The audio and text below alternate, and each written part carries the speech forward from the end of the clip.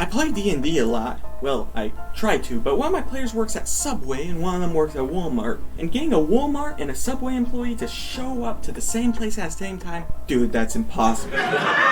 Walmart, we're gonna call him, he plays the store fellow, and he'll be like, I just got hit by a moose, 2 arrows slung by my allies who need to learn how to aim. And a weird gremlin thingy threw a pot at me.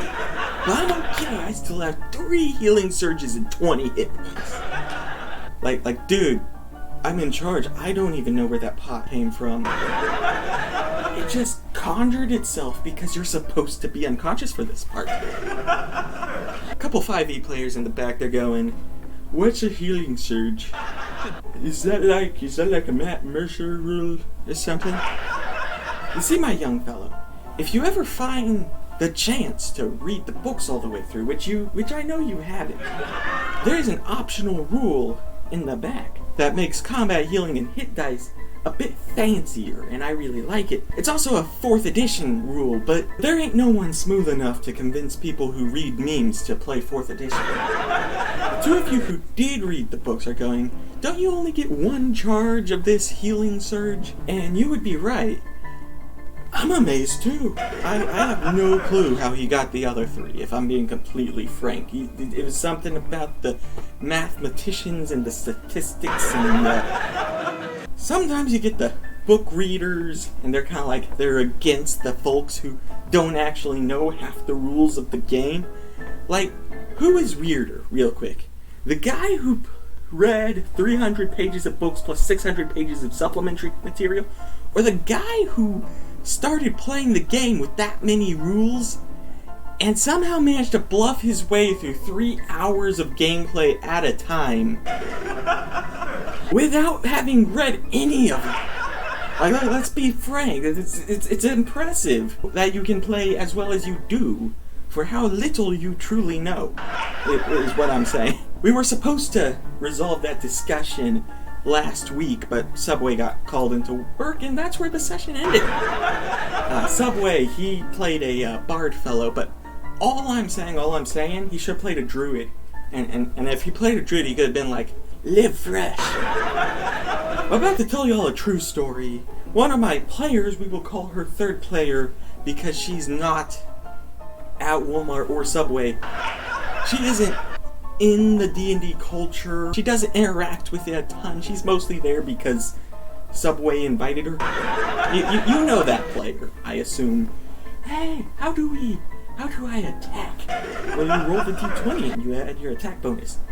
What's my attack bonus? You asked this last turn. Surely you can remember by now. And they do, actually. She got a lot better at it. The party was searching an abandoned boat, and they found a brick of ice with treasure inside. This was an ice dragon's hoard. Those of you unaware with ice dragons, they freeze their hoard into a block of ice.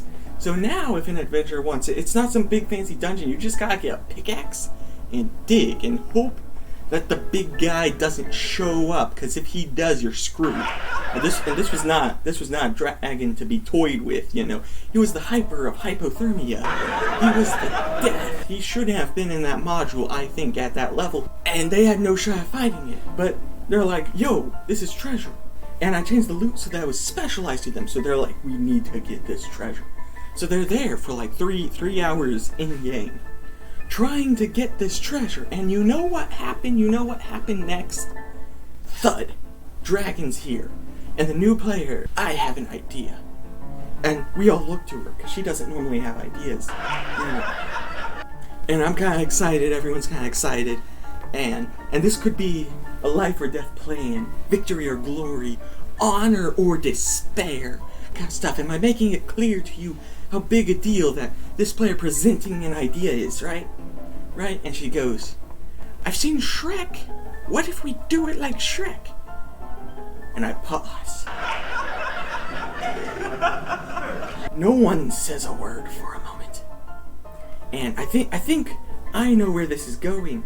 And there have been many, many memes about this very situation. I go, okay, just to be clear, what are you suggesting? And she goes, can I seduce the dragon? I howled with laughter. Walmart howled with laughter. Subway howled with laughter. Now, just to be clear, this is a meme in the D&D community. Imagine the funny number. You know, it's either like 69 or 42 or something. Imagine the funny number for a moment. Imagine if you saw memes about the funny number. You saw jokes about the funny number. You saw thing after thing after thing about the funny number. But you never seen that number used in real life. And one day you're shopping with that friend who doesn't even know what the funny number is or why it's funny. I'm still not sure why it's funny, if I'm being completely honest. And the receipt that your friend gets has the funny number. It was insane. So we're laughing for like 30 minutes. Then Walmart has to go back to work and the session ended. But in today's discussion, I've been skipping a very valuable part of D&D's. That would be snippets. We didn't have them every session, but when we did, the sessions were better. Wingstop was Subway's favorite choice. You know, Target candy was Walmart's favorite choice. Personally, my favorite thing to do was donuts from Walmart, the convenience store, not the dwarf that just got stabbed with a car and is fine. One day we were setting up, and I was like, okay, this is gonna be a great session. So I buy Mountain Dew and I buy this and I buy that, and we're about to get ready, and it's in the morning and I'm excited and I have all sorts of notes prepared. It's a very big deal. And then third player says she has doctor appointments and cancels. Well, that was experimental. Check out this thing that I'm more confident you'll enjoy.